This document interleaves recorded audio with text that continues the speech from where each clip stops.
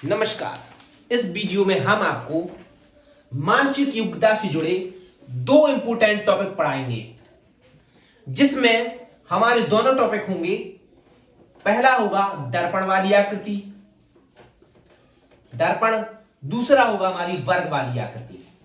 इनके नाम से ही आकृतियों का वर्णन होता है। जैसे दर्पण वाली, तो जिसमें हमें दर्पण का पता लगाना है कि दर्पण से किस प्रकार से आकृति का प्रतिबिंब बन रहा है। जैसे कि यहां पे दर्पण आकृति का हमारा ऐसा रहता है, एक प्रश्न आकृति दी होती है और चार हमारी उत्तर आकृतियां दी गई होती हैं, जिसमें ऑप्शन दिए होते ए बी सी डी।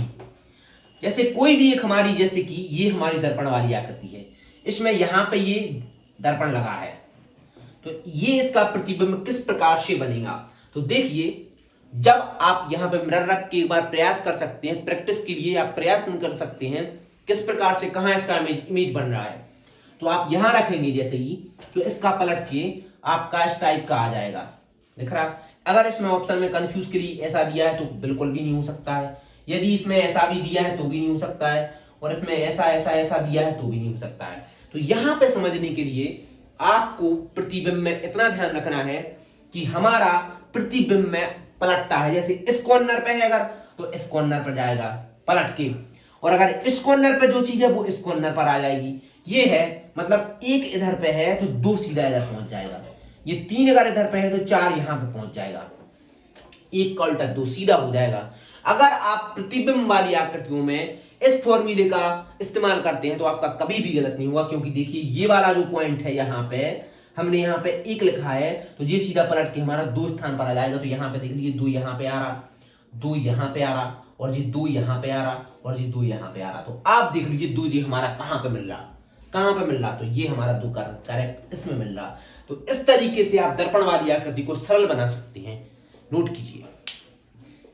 देखिए नेक्स्ट आकृति जो हमारी दर्पण वाली आकृति है, इसमें आप देखिए कैसे निकालेंगे। तो यहां पे हमने जो आपको बताया था 1 2 3 4, 1 2 3 4, तो यहां पे एक पॉइंट को देखिए आप, यहां पे ये छोटी वाली सुई है हमारी, ये छोटी वाली, तो इस पर प्रतिबिंब रखते हैं तो ये हमारी पलट के दो पर पहुंच जाएगी, मतलब कि यहां।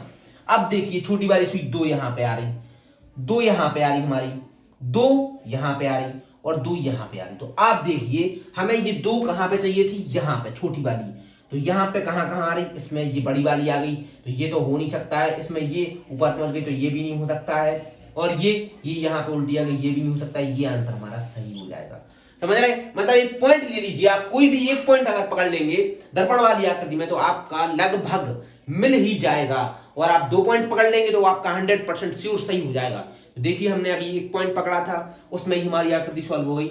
अगर आप दो पॉइंट पकड़ लेंगे तो आपका 101% श्योर ही अच्छी आकृति बन जाएगी। धन्यवाद, नोट करो। अब आगे हम बात करेंगे वर्ग आकृति के बारे में। वर्ग आकृति का मतलब होता है कि एक वर्ग को कंप्लीट करना, एक स्क्वायर को कंप्लीट करना। जैसे कि ये हमारा एक स्क्वायर है या वर्ग है, इसको कंप्लीट करना है, इसके कटिंग के आधार पर एक आकृति बनेगी। ये हमारी कटिंग के आधार पर बन गई, तो यहां पे ये ब्लैंक हो गया, समझो ये हमारी ब्लैंक हो गई। यहां पे चार ऑप्शन आपको दिए होंगे, जो इस प्रकार से दिए होंगे कि ये आ रहा आपका, या फिर ये आ रहा। यहां पे ये प्रश्न आकृति है, वर्ग आकृति में यहां वर्ग पूरा करना है। जब हमें वर्ग पूरा करना है तो यहां पे आप देख लीजिए कि ये वर्ग किस आकृति पूरा हो रहा है। यहां पे देखिए इस प्रकार की कौन सी आकृति है जो आपको संपूर्ण रूप से मिल रही है। तो ये तो देखो हो ही नहीं सकती, बहुत ही ज्यादा अलग है। ये भी बहुत ज्यादा अलग है, यहाँ पे ये भी बहुत ज्यादा अलग है, क्योंकि यहाँ पे एक सीधा स्लॉट हो गई। यहाँ पे ये थोड़ी बहुत मिल रही है, क्योंकि भाई मैंने प्रयास किया है मार्कर से बनाने का, तो देख लीजिए। लेकिन हाँ, ये हमारी आकृति मिल रही है, तो इसका मतलब ये होता है कि इसका वर्ग पूरा करना होता है। नेक्स्ट आकृति हम बनाने का प्रयास करेंगे। देखिए आप, इसमें ये हमारा डी हो जाएगा, इसको हमें यहाँ पे जैसे ये ढूंढना था, इसका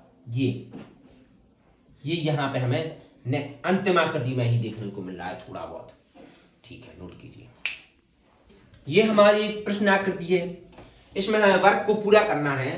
तो यहाँ पे आप देखिए कि इसमें से कौन सी आकृति मिलती जुलती है। तो ये तो हो नहीं सकती, क्योंकि ये यहाँ पे नीचे की जगह पे हो गया, तो ये हो नहीं सकती। यहाँ पे ये हमारा ज्यादा ही ऊपर हो गया, तो ये तो हो ही नहीं सकती, ये तो हो ही नहीं रहा है, यही आकृति सही है। तो ऐसे ही हम ऑप्शन चयन करते हैं और अपनी सही आकृति को चयन करके अपने रीजनिंग वाले पोर्शन को अच्छी तरीका से कंप्लीट करते हैं।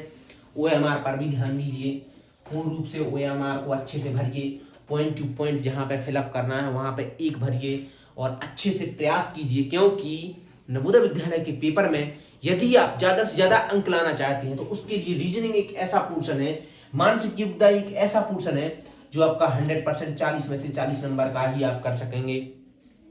हिंदी का भी है तो हिंदी भी उतनी हार्ड नहीं है, उसकी भी हम लिंक अपने डिस्क्रिप्शन में डाल रहे हैं, उसके द्वारा भी आप अपनी तैयारी करके अच्छा से अच्छे नंबर ले आ सकते हैं। और उसके बाद आपका रह गया हमारा मैथमेटिक्स, तो मैथमेटिक्स की हम बहुत सारी वीडियो डालते हैं, तो आके हमारी वीडियो पर देखिए, लाइक कीजिए, कमेंट कीजिए और ज़्यादा से ज़्यादा प्रयास कीजिए कि हमारी वीडियो से आउटपुट निकले। और आपका यदि सिलेक्शन होता है तो हमें भी बहुत अच्छी खुशी होगी हमारे वीडियो पर आपसे थोड़ा सा भी अगर आपको मोटिवेशन मिलता है, थोड़ा सा भी अगर आपके पेपर में मदद मिलती है तो लाइक सब्सक्राइब जरूर कीजिए। धन्यवाद।